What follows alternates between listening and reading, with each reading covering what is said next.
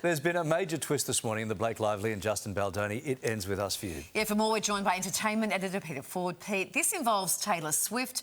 What's happened? Yeah, we love a good plot twist, and this soap opera is providing it for us. And the latest is that Taylor is no longer being subpoenaed in the case. Now, the case, of course, doesn't go into court until March of next year. But if you think back to last week, we had the story about how the allegation was that Taylor was basically being blackmailed by Blake to say, you must delete all your phone messages, you must put out a letter of support about me, otherwise I'll be releasing a whole lot of private messages that we've exchanged over 10 years. Now, obviously, there was no public comment at all from Taylor, and the word was that Taylor had flipped, that she'd turned on Blake and was in fact now helping Justin Baldoni. What's happened today kind of backs that up. I'll show you this grab from a man called Zach Peter. If you like this story, follow Zach Peter. He's a really good online commentator and podcaster, and this is how he sums it up.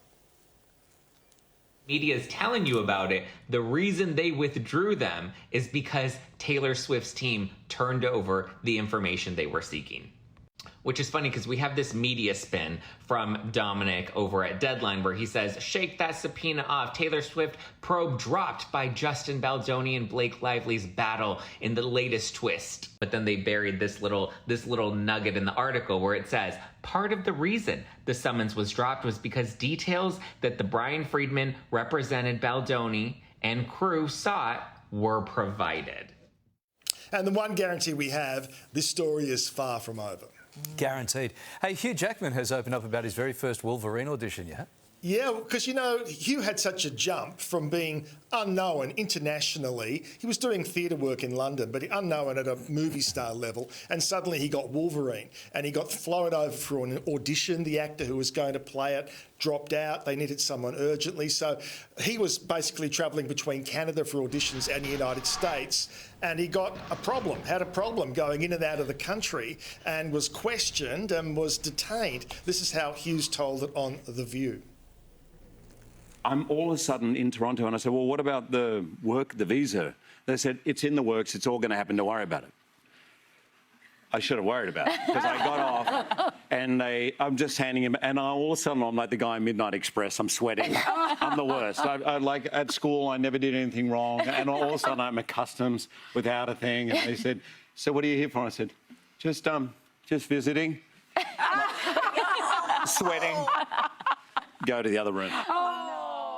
But when he was detained, yeah, he was questioned and basically said, well, I'm actually up for this role of Wolverine. Now, that got him the pass he needed. They stamped the documents. He was allowed into the country, but it was very, very sudden. Yeah, you're also going to have trouble getting through the X-ray machine with those claws. That's what I thought the story was going to be. Right?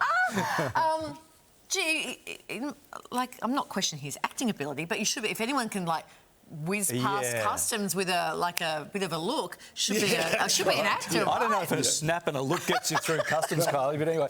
Miley Cyrus, Peter, has spoken about a recent health scare and her relationship with Dolly Parton. Yeah, it's done a terrific interview, actually, with Zane Rowe. It's lengthy, but it's really good. She's so interesting. And she's talked about in 2023 when she was doing a New Year's Eve concert and she had an ovarian cyst burst during the show.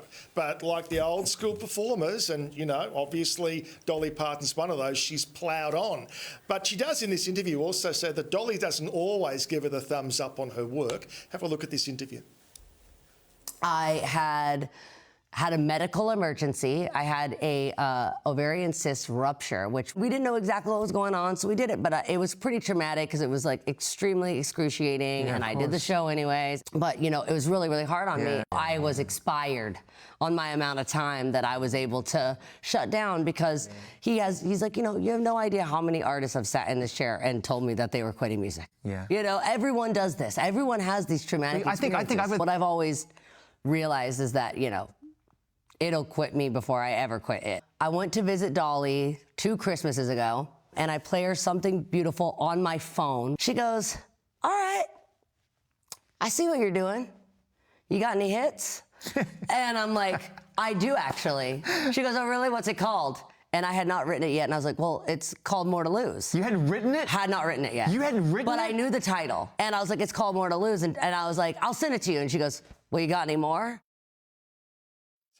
It sounds like Dolly can be pretty brutal when it comes to show business advice. Yeah, but she'd say it with a smile, wouldn't she? Yeah, and she'd yeah, be exactly. with that sort of down-home spin on it as well. Yeah.